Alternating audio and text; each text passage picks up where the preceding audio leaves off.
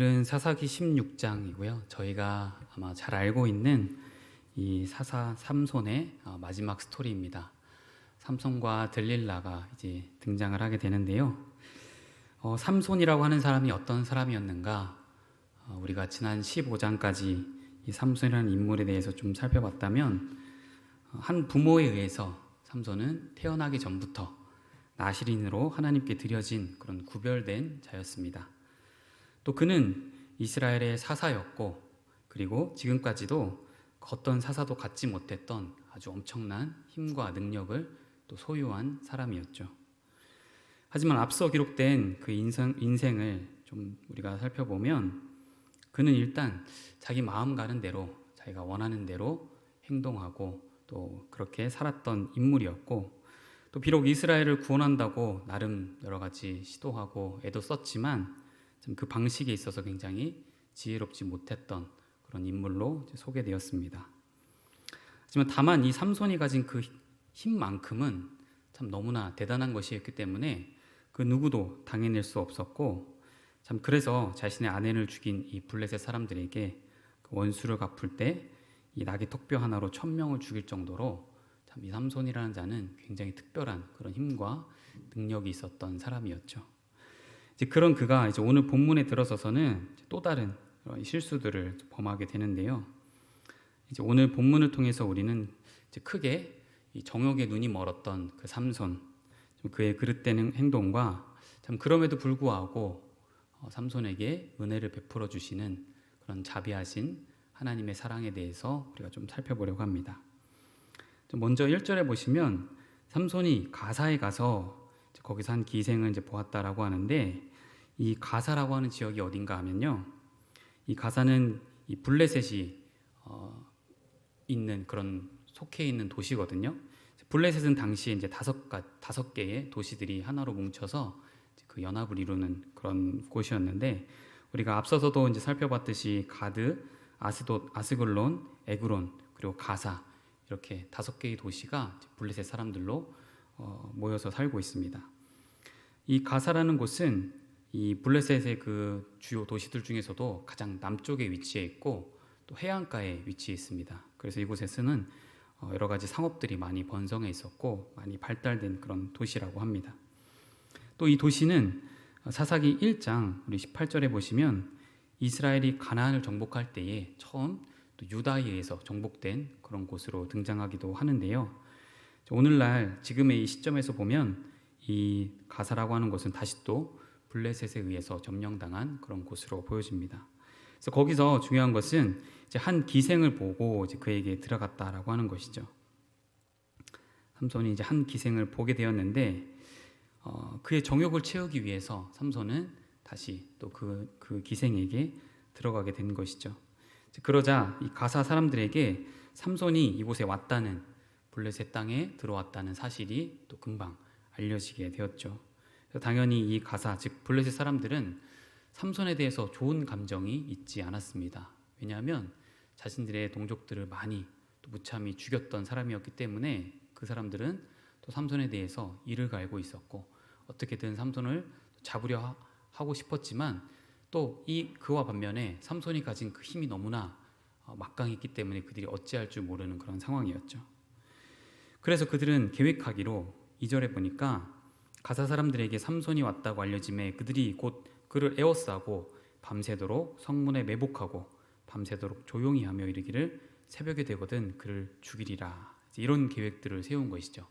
밤새 그가 기생과 놀아날다가 그러다가 좀 지쳐서 또 힘이 빠지고 기운이 없을 때 우리가 매복해 있다가 그를 잡아서 죽이자, 그런 계획을 나름 세웠던 것이죠.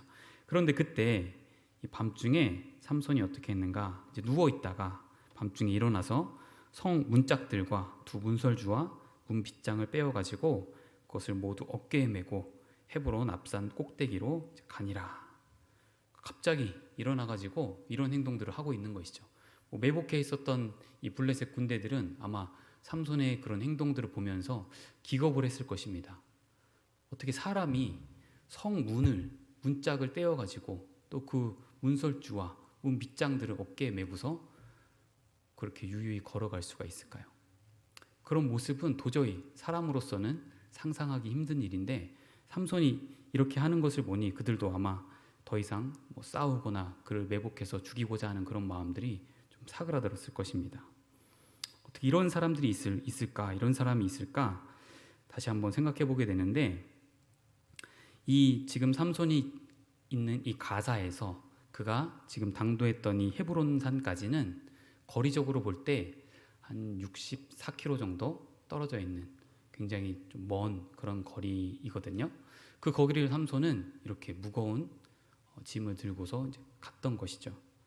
이게 얼마나 말이 안 되고 대단한 일이냐면요. 제가 좀 예를 들어서 이제 설명을 할 텐데요. 아마 우리 군대를 다녀오신 우리 형제님들은 아마 짐작하실 수 있을 겁니다. 보통 이제 군인들이 훈련을 할 때 행군이라는 것을 하죠. 그래서 이제 일반적으로 보통 보병들은 군생활 동안에 한 100km 정도 되는 거리에 행군을 하거든요. 지금은 잘 모르겠습니다. 제가 다녔던 그 군 시절에는 그랬습니다. 다만 이제 제가 다행히 육군이 아니었고 저는 이제 육군인데 제가 보병이 아니었고 포병이어서 저는 100km까지는 아니고 한 60km 정도 되는 행군을 했었거든요. 행군을 할 때 어떻게 하냐면 20km 정도 되는 완전 군장을 쌉니다. 그래서 그 안에 여러 가지 이제 전장 시에 필요한 물품들을 다 싸고 그건 이제 어깨에 메고 그리고 또 자기 개인 총도 하나 메고 방독면도 차고 헬멧도 머리에 쓰고 그리고 나서 이제 행군을 하는 거거든요. 그래서 60km 정도 행군이 어느 정도의 시간이 드냐면 보통 저희는 이제 1년에 한 여름에 한 번, 겨울에 한 번 이렇게 두 차례 행군을 했었는데 한 저녁 7시쯤 이제 저녁을 먹고 출발을 하게 됩니다. 그러면 중간에 이제 밤 7시입니다. 그럼 중간에 한 번 정도 쉬는 시간을 제외하고 보통 도착하는 시간이 다음 날 새벽 7시, 8시 정도 됩니다. 그러니까 그렇게 긴 시간, 한 12시간, 13시간 정도를 걸어야 되는 거리가 바로 60km 정도 되는 거리거든요. 그러니까 그럴 때 지금 행군을 하게 되면 발도 다 물집이 터지고 또 어깨는 이제 그 군장에 쓸려가지고 시뻘겋게 달아오르거든요. 굉장히 힘들죠. 또 중간에 날씨가 좋으면 괜찮지만 비라도 내리면 그 비를 다 맞기 때문에 또 이 무게는 더 무거워질 수밖에 없습니다. 너무나 힘들어서 한번 갔다 오면 이제 녹초가 되고 며칠 동안은 이제 제대로 걸을 수도 없는 그런 상황이 되거든요. 지금 이 삼손이라는 사람은 그렇게 큰 성문짝이나 문설주, 문빗장 이런 것들을 어깨에 짊어지고 이렇게 먼 거리를 그가 이제 갔다라고 하는 것이죠. 얼만큼 그 상황이 대단하고 다른 사람들에게 위화감을 주었는지를 잘 알 수 있는 그런 대목입니다. 아마 이제 형제님들은 이런 상황들을 좀 상상해 보실 때 가히 좀 짐작이 잘 되실 거라고 보는데 아무튼 그렇습니다. 그래서 이런 행동들을 이제 삼손이 했는데 그럼 삼손은 과연 왜 이런 행동을 했을까요? 굳이 갑자기 사람들 앞에서 성문짝을 떼어가지고 문설주나 문빗장 괜시리 들고서 그렇게 먼 거리를 왜 갔을까요? 오늘 우리가 읽었지만 성경에서는 사실 이거에 대해서 명확히 기록하고 있지 않습니다. 그래서 정확히는 알 수 없지만 삼손은 지금 블레셋의 아주 깊숙한 이 가사 지역까지 들어간 상태입니다. 아무도 자신을 제어하는 사람이 없었고 그는 아마 유유히 그 블레셋 땅을 거닐었던 것 같습니다. 그런 상황에서 자신을 잡으려고 하는 그런 자들 앞에 자신이 이렇게나 대단하고 힘이 센 그런 사람이다라는 것을 과시하기 위함이 아니었나 싶습니다. 굉장히 사람들에게 위화감을 주고 자신의 명성을 떨치면서 참 감히 아무도 자신을 어찌할 수 없는, 건드릴 수 없는 그런 힘을 드러냈던 것으로 보여지죠. 그래서 이쯤 보면 이 삼손이라는 자가 참 얼마나 그가 가진 그 힘을 제대로 사용하지 못하고 자기 식대로 써먹었는지를 우리가 알 수가 있습니다. 사실 이 삼손이 가진 그 힘의 근원, 그 원천이 어디에 있었나요? 그것은 바로 나실인이라고 하는 그 구별됨에서 나온 것이었거든요.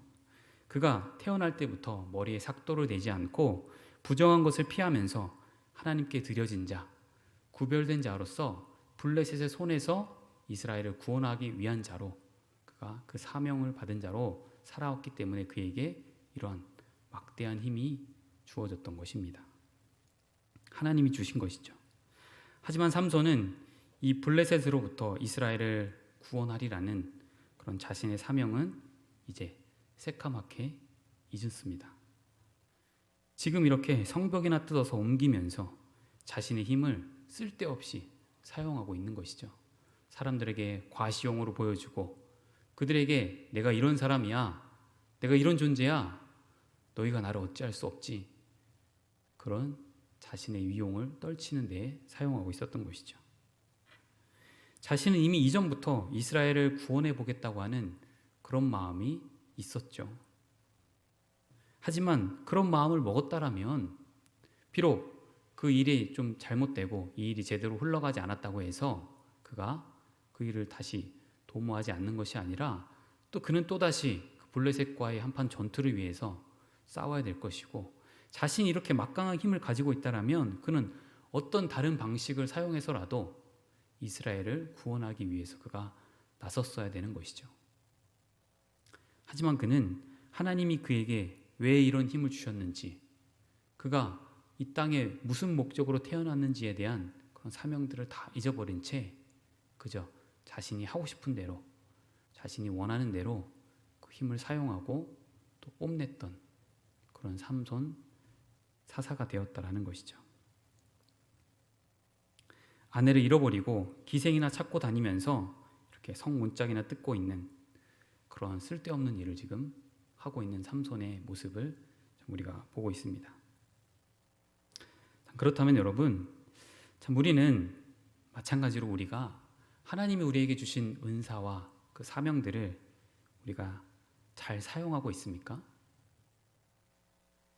참 예를 들어서 참 나에게 하나님이 좋은 머리를 주셨다라면 우리는 그 머리를 사용해서 어떻게 하면 다른 어려운 사람들을 좀 더 돕고 그들이 어려운 그 상황들을 좀 잘 풀어갈 수 있을지, 우리가 그런 쪽으로 우리의 머리를 사용하는 것이 아니라 그저 더 공부를 잘하고 또 출세하고 성공하기 위해서 또 자기 개발을 하기 위한 그런 용도로 하나님이 주신 것을 사용하고 있지는 않습니까? 또 하나님께서 우리에게 두루두루 잘 지낼 수 있는 그런 화평케 하는 은사나 섬김의 은사들을 주셨다라면 우리는 또 마땅히 그런 은사들을 잘 사용해서 우리가 다른 사람들을 위해 섬기는 자리에 나아서야 되고, 또 그런 뜻이 있다면 어떻게든 내가 한번 참 조장이 되어야 되겠구나 라는 그런 생각을 가지고 우리는 또 조장이 되기 위해서 노력하고 또 섬기는 자리에서 두루두루 많은 좋은 분들을 돕고 함께 일해야 되는 것 아니겠습니까? 또 노래면 노래, 피아노면 피아노, 참 우리가 잘하는 이 은사들, 이 모든 것들이 다 내게서 비롯된 것이 아니라 하나님께서 우리에게 주신 귀한 선물이라는 것이죠. 그 은사들을 우리가 받았다라면 우리가 그에 걸맞는 하나님의 일을 해야 할 것이고, 하나님 우리에게 주신 사명을 위해서 우리가 제대로 잘 사용해야 할 것인데, 우리는 현재 나의 그런 귀한 은사들을 어떤 용도로 어떻게 사용하고 있는지 다시 한번 돌아봐야 됩니다. 주신 이는 누구시며 받은 나는 이것을 어떻게 사용해야 할 것인가를 우리가 곰곰이 생각해 보아야 하는 것이죠. 삼손처럼 이렇게 그가 태어난 이유, 정말 나신인으로서 이스라엘을 구원하기 위함이었다는 그 사실을 그가 잊지 말고 그가 앞으로 쭉 살았어야 하지만, 우리도 마찬가지로 때때로 우리가 현실 속에서 그런 중요한 사명과 비전들을 우리가 잊어버린 채 그저 나의 생을 위해서, 나의 원함을 위해서, 나의 뜻을 이루기 위해서 현재 내가 바삐 살아가고 있는 것은 아닌지 다시 한번 돌아보게 됩니다. 따라서 우리도 마찬가지로 하나님이 우리에게 맡겨주신 그 사명에 따라서 참 전도자로서 또 주님의 일꾼으로서 우리가 헌신하여서 성실하게 살아갈 수 있는 주님의 귀한 일꾼 되시기를 소원합니다.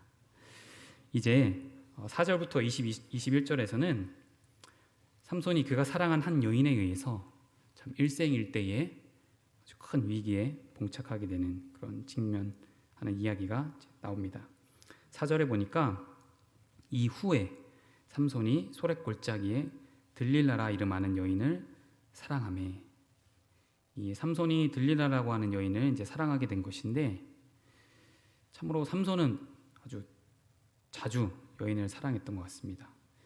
그랬더니 또 이 블레셋 쪽에서 이를 또 꾸미게 되죠.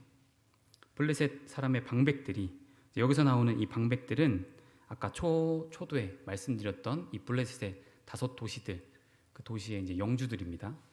그래서 그들이 다 모여서 이제 이야기를 하는 것이죠. 이 여인에게로 올라가서 그에게 이르되 삼손을 깨워서 무엇으로 말미암아 그 큰 힘이 생기는지, 그리고 우리가 어떻게 하면 능히 그를 결박하여 굴복하게 할 수 있는지를 알아보라.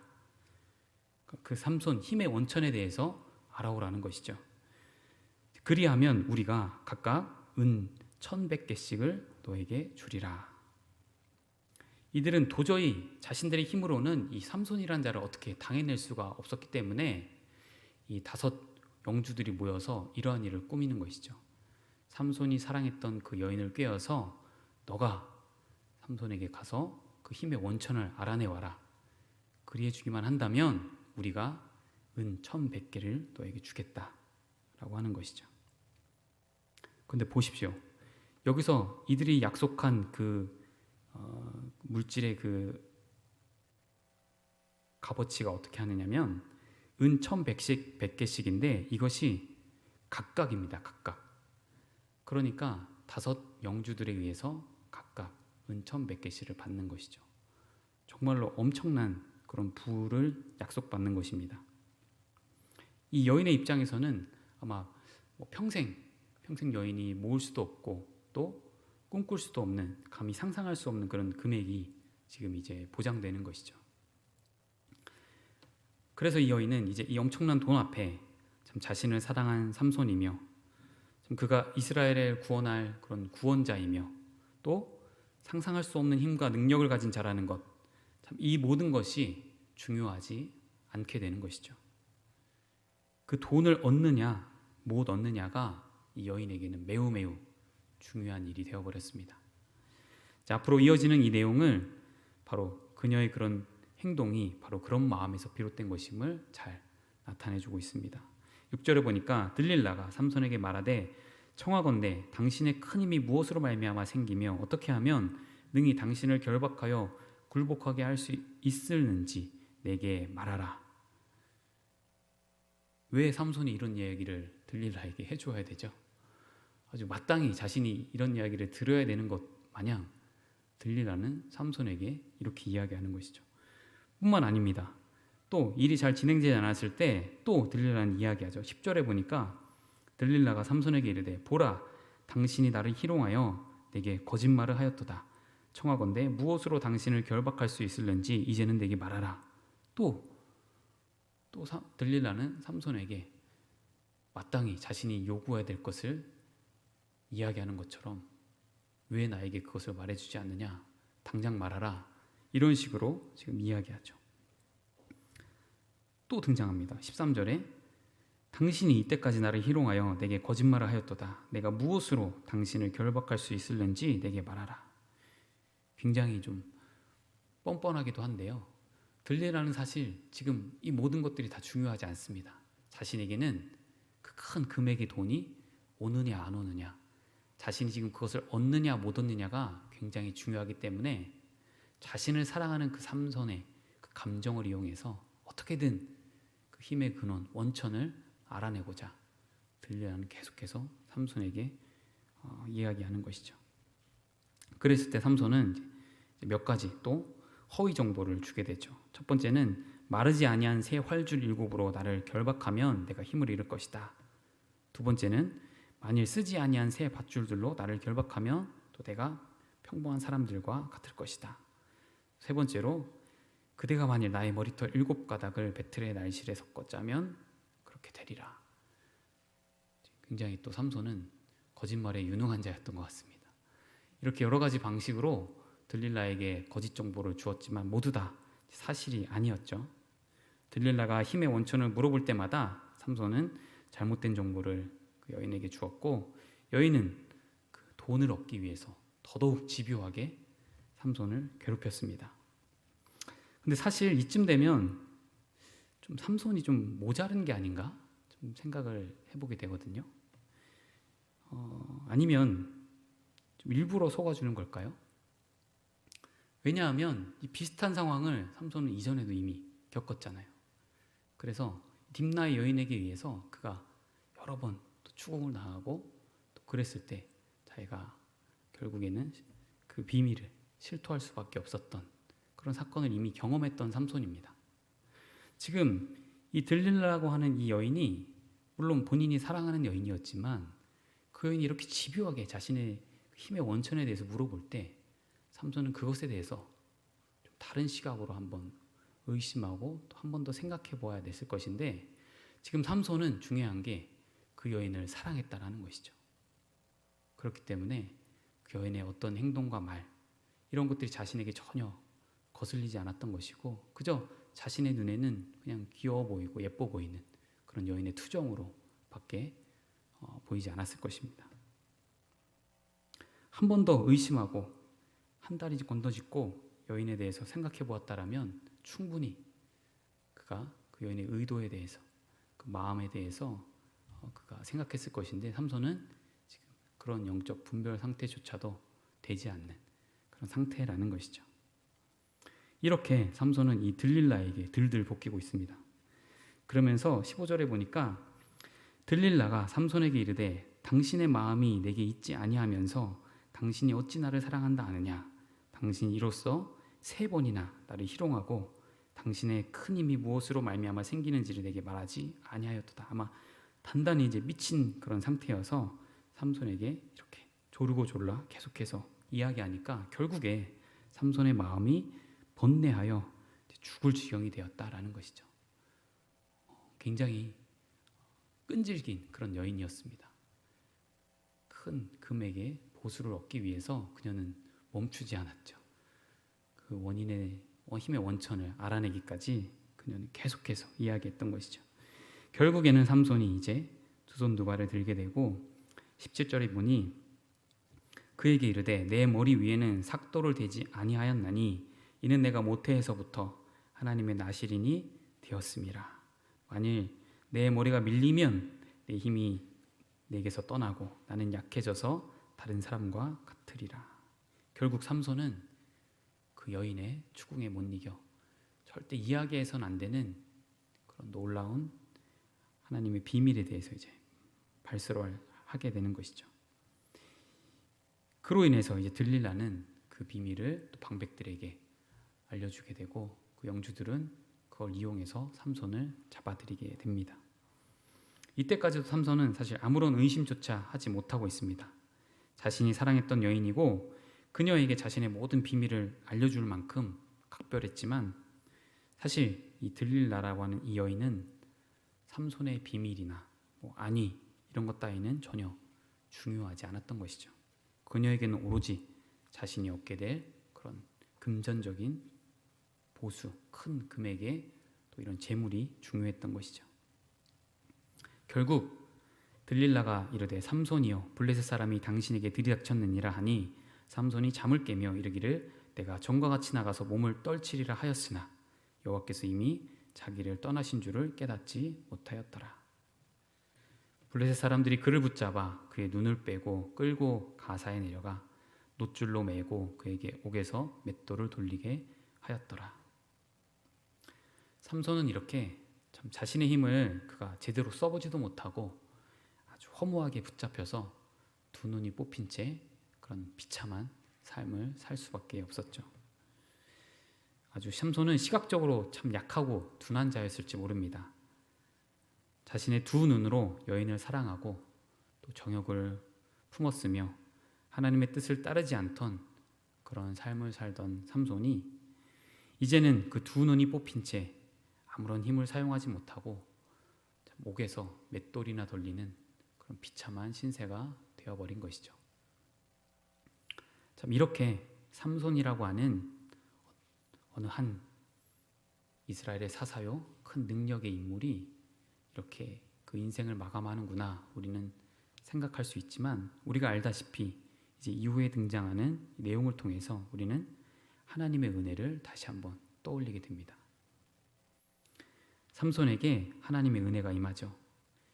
첫 번째는 22절에 보니 그의 머리털이 밀린 후에 다시 자라기 시작하니라. 그의 힘의 원천이자 근원인 그 머리털이 다시 자라고 있었습니다. 삼손 자신의 어떠한 능력이 아닌, 자신의 노력이 아니라 전적으로 하나님에 의해서 그에게 다시 머리털이 나고 있었다라는 것이죠. 그랬을 때에 블레셋 사람들의 방백들이 이르되 우리의 신이 우리 원수 삼손을 우리 손에 넘겨주었다 하고 다 모여 그들의 신 다곤에게 큰 제사를 드리고 즐거워하였다. 여기서 이 다곤이라고 하는 신은 날씨의 신이라고 하기도 하고 곡물의 신이라고 하기도 합니다. 그래서 이들은 사실 삼손에 의해서 많은 토지들이 다 황폐화됐거든요. 불살라지고 그것을 쓸 수 없는 그런 상황에 처해졌을 때에 이 다곤이라는 신에 의해서 다곤이 우리의 원수를 잡아들이고 삼손을 우리 손에 넘겨주었다라고 하는 지금 그래서 그를 찬양하자라고 한 이 블레셋 사람들의 모습인 것이죠. 24절에 백성들도 삼손을 보았으므로 이르되 우리의 땅을 망쳐놓고 우리의 많은 사람을 죽인 원수를 우리의 신이 우리 손에 넘겨주었다 하고 자기들의 신을 찬양하며 그들의 마음이 즐거울 때에 이르되 삼손을 불러다가 우리를 위하여 제주를 부리게 하자 하고 옥에서 삼손을 불러내매 삼손이 그들을 위하여 제주를 부리니라. 그들이 삼손을 두 기둥 사이에 세웠더니 삼손이라고 하는 사람 굉장히 자존심이 센 사람이었습니다. 그래서 자기가 블레셋과의 그런 퀴즈에서 좀 졌다라고 했을 때 그 분을 못 이겨서 또 그 길로 많은 사람들을 죽였던 그런 자였죠. 자신의 힘을 늘 뽐내기를 원했고 과시했으며 자기가 원하는 대로 살았던 그런 사람이었습니다. 하지만 이제는 자신의 머리털이 다 밀리고 두 눈이 뽑힌 채 이 블레셋의 이방 백성들 앞에서 이방신을 섬기는 그들의 제사하는 그 앞에 그들 앞에 제주를 부리는 그런 지금 일을 하고 있는 삼손이죠. 아마도 이전의 삼손이었다면 그런 상황들을 견디기 힘들었을 것입니다. 본인이 스스로 어떻게든 스스로 목숨을 끊든 어떻든 아마 본인에게 받아들여지기 굉장히 힘든 그런 일이었을 터인데 삼손은 지금 그들 앞에 나서서 제주를 부리면서 지금 후위를 도모하고 있는 것이죠. 삼손이 자기 손을 붙든 소년에게 이르되 나에게 이 집을 버틴 기둥을 찾아 그것을 의지하게 하라 하니라. 삼손은 지금 한 가지 계획을 가지고 있습니다. 자신에게 단 한 번 하나님께서도 은혜를 베풀어 주셔서 그 힘을 사용할 수 있게 된다라면 그러면 자신이 이스라엘을 블레셋으로부터 구원하리라 라고 하는 그런 계획을 가지고 그들 앞에서 수치와 수모를 참아가면서 지금 제주를 부리고 있었던 것이죠. 그리고 이 순간 또 하나님의 은혜 두 번째는 삼손이 이렇게 그 블레셋의 소녀에게 그 기둥을 찾아서 자신을 의지하게 하도록 부탁할 때에 이 블레셋의 소년 또한 별다른 의심 없이 삼손을 그곳으로 안내하고 인도하여 주죠.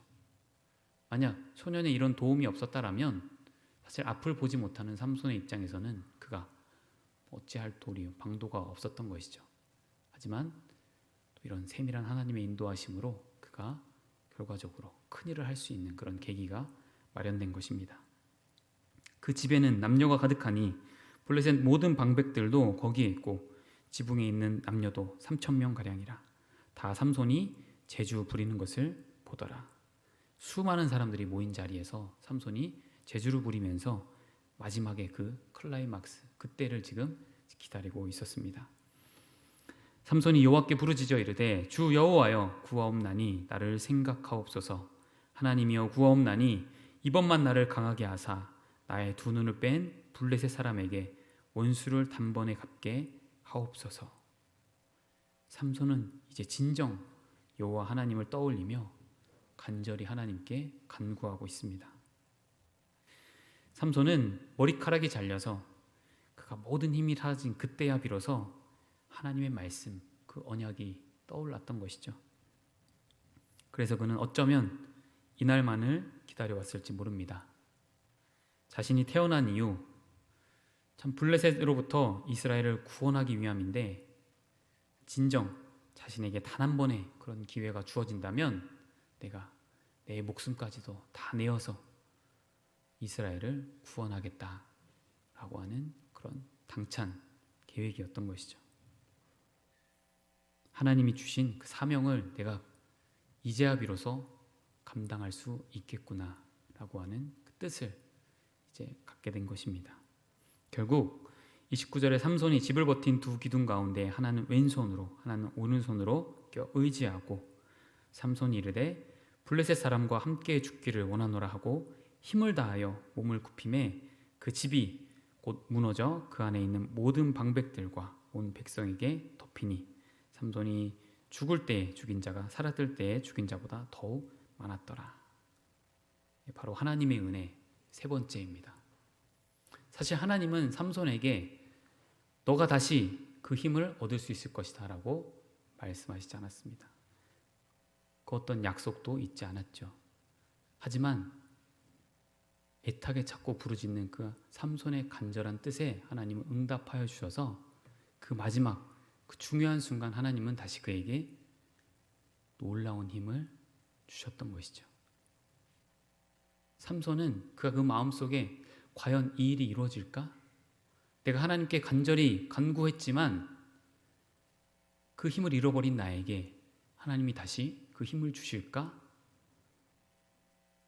그런 어떤 의구심이 들 수도 있었겠지만 삼손은 마지막 그 순간, 내가 이 땅에 태어난 이후 하나님이 나에게 주신 그 사명을 이루기 위해서는 하나님이 반드시 그 마지막 순간 나를 사용하실 것이다 라고 하는 그런 믿음을 가지고 삼손은 그런 믿음에 의하여 온 힘을 다해 자신의 목숨을 다 바쳐 그 사명을 감당했던 것이죠.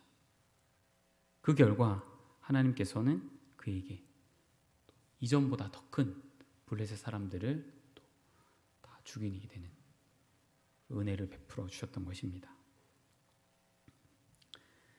여러분, 삼손은 20년이나 되는 기간 동안에 이스라엘의 사사로 있었습니다. 하지만 그는 그 기간 동안에 이스라엘을 구원하기 위해서 한 일이 사실 아무것도 없었죠. 자신의 힘을 과시하기 앞섰고 자신의 정욕을 채우는 것이 우선이었습니다. 또 그 엄청난 힘과 능력은 단 한 번도 의미 있게 그가 사용하지 못했고, 참 태어나기 전부터 그가 받았던 그 사명은 이미 잊고 산 지 오래였습니다. 하지만 그도 이 모든 것을 잃어버렸다고 생각했을 때, 그때 하나님께 간절히 간구했고 기도했던 그 기도가 응답되었고, 참 그 사명을 그는 완수하기 위해서 자신의 마지막 그 목숨을 내걸었던 것이죠. 사랑하는 주은혜 교회 성도 여러분, 우리는 오늘날 무엇을 위해서 살고 있습니까? 내가 이 땅에 태어난 목적이 무엇이며 또 내가 살아가는 이유가 무엇인지 우리가 명확히 알고 또 그에 걸맞는 인생을 현재 나는 살아가고 있습니까? 하나님이 내게 주신 은사가 있고 또 분명히 사명이 있는데 나는 현재 그 은사와 사명들을 참 제대로 잘 사용하고 있는 것 맞습니까?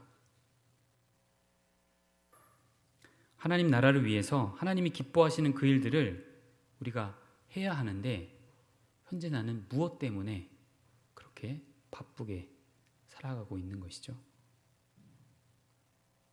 단순히 내 원함과 만족을 채우는 데에 나의 시간과 열정, 에너지를 다 쏟고 있는 것은 아닙니까?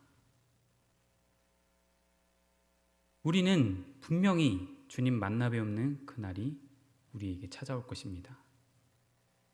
그때 우리는 우리가 이 땅에서 무엇을 했고 어떻게 살아왔으며 어떤 마음으로 주님을 섬겼는지에 대해서 우리가 낱낱이 다 주님 앞에 아뢰일 수밖에 없습니다. 과연 나는 그 자리에서 무슨 이야기를 할 수 있을까요?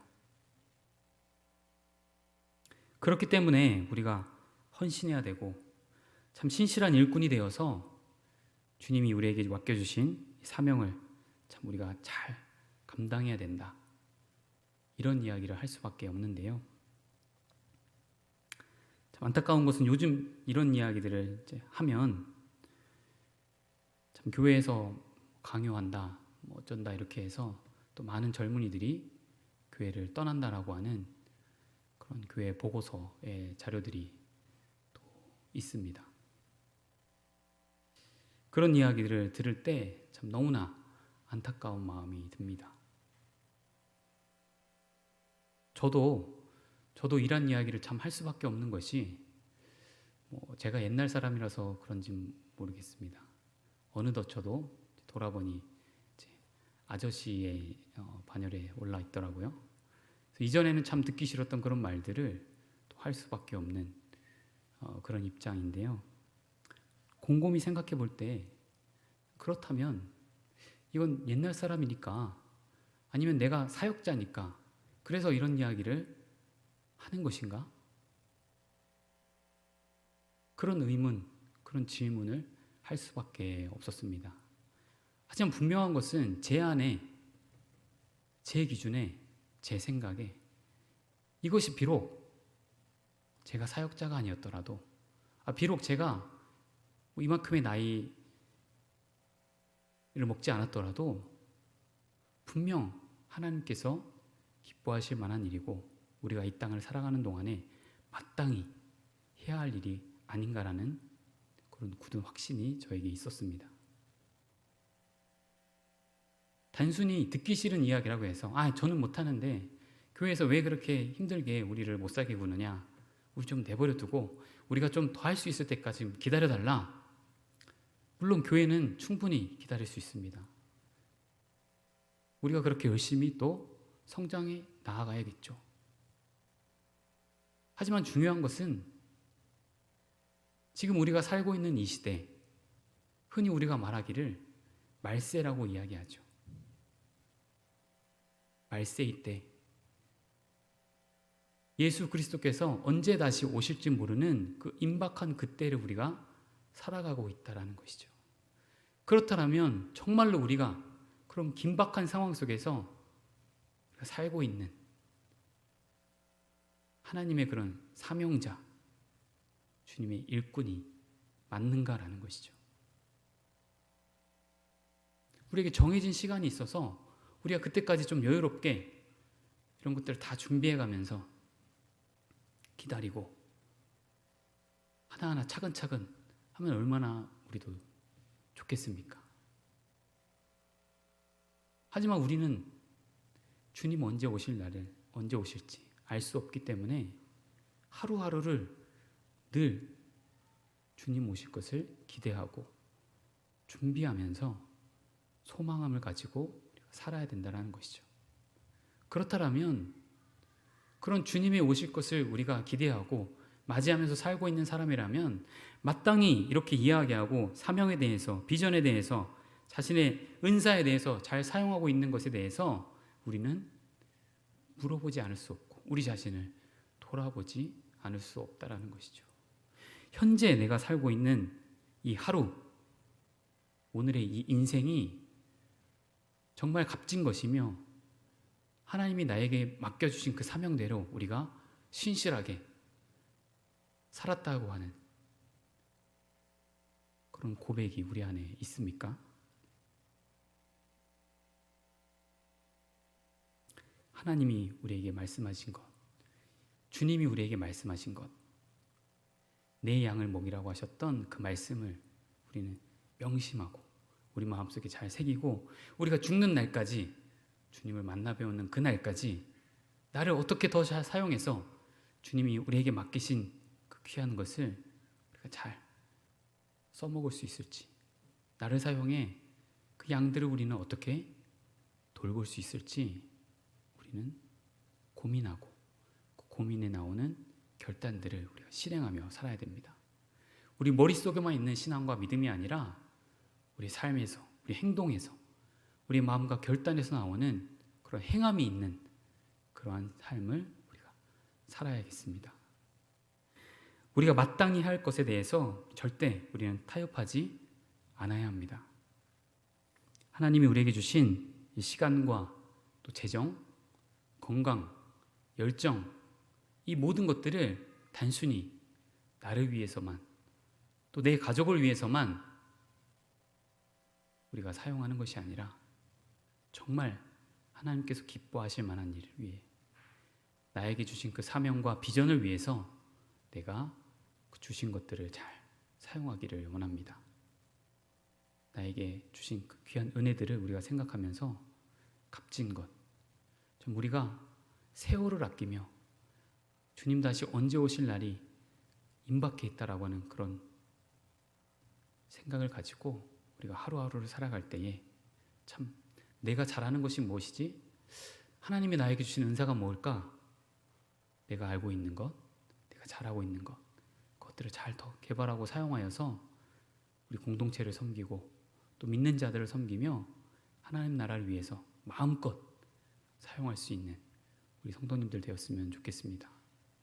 그러기 위해서는 참 우리에게 너무너무 바쁜 이 현대사회의 일상들, 참 너무 바쁘죠. 직장생활과 또 가정, 또 양육, 학업, 너무너무 바쁜 것인데 그 바쁨은 그럼 누가 주었습니까?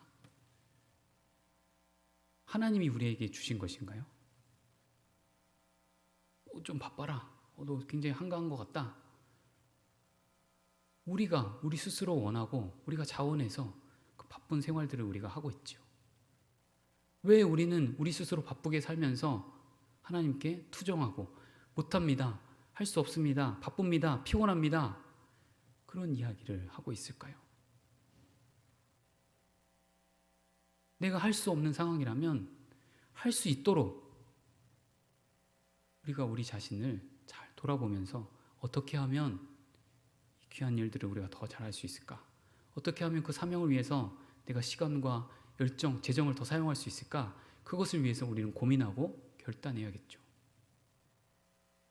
나를 위해서 조금 더 좋은 그런 환경과 생활을 위해서 우리가 바쁘게 살고 있는 것은 아닌가? 다시 한번 생각해 보면서 이 삼손이라고 하는 인물, 참으로 그 20년의 생활 동안에 그가 진작 이런 귀한 것을 깨달았다면 그는 그 힘을 정말 놀랍게 사용했을 것입니다. 이스라엘의 그 어떤 인물보다도 큰 일을 그는 했을 것이고 이스라엘 구원을 위해서 그는 하나님께서 크게 사용하셨을 것인데 결국 그는 그 세월을 그렇게 살지 못했던 것이고 그 인생 말미에 비로소 그 한 번 제대로 썼던 것이죠. 또 마찬가지로 한 번 사는 인생이라고 해서 그 인생을 정말 나의 유익과 만족을 위해서 또 나의 즐거움을 위해서 우리가 살지 않고 주님 오실 날을 우리가 기대하면서 주님 뵈었을 때 주님 앞에서 우리가 예수님 참 이 땅에서 사는 것이 너무나 힘들었지만 제가 잘 견디면서 이렇게 살았습니다. 예수님 저 참 이런 상황임에도 불구하고 주님을 위해서 헌신했습니다. 신실한 주님의 일꾼이 되었습니다. 이렇게 고백하고 이야기할 수 있는 그런 우리 신앙이 되었으면 좋겠습니다.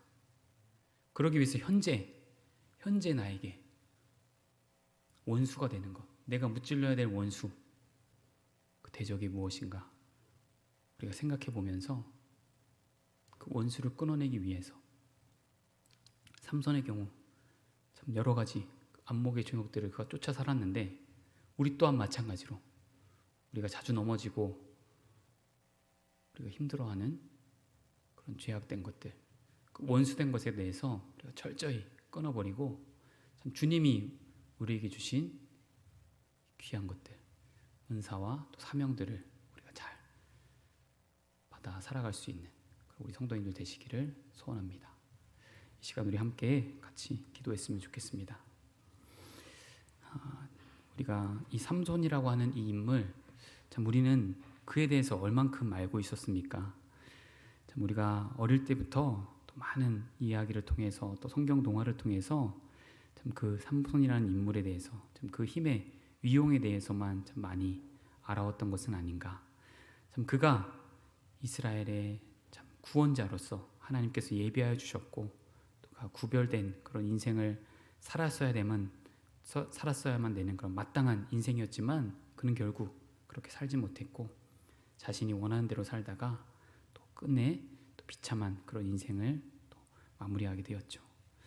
참 우리도 마찬가지로 하나님께서 우리에게 어떠한 은사들을 주셨고 어떤 사명과 비전들을 주셨는지 우리가 잘 또 깨달아서 현재 우리가 그런 은사와 사명을 우리가 잘 또 사용하며 살아가고 있는지 또 돌아보기를 원합니다. 또 현재 그렇지 못하고 있다라면 우리 또한 간절한 마음으로 하나님께 기도할 때에 하나님께서 또 은혜 주셔서 또 우리를 인도하여 주시고 또 우리에게 그런 마음을 허락하여 주시고 참 이렇게 삼손과 같이 또 우리에게 하나님의 은혜와 능력들을 인하여서 우리가 이 땅에 한 번 사는 그 인생 우리 의미 있게 참 하나님의 그 일들을 우리가 잘 행하면서 살아갈 수 있는 그런 일꾼 신실한 주님의 종들 될 수 있도록 우리가 이 시간에 그런 마음을 담아서 한번 합심하여 기도하겠습니다.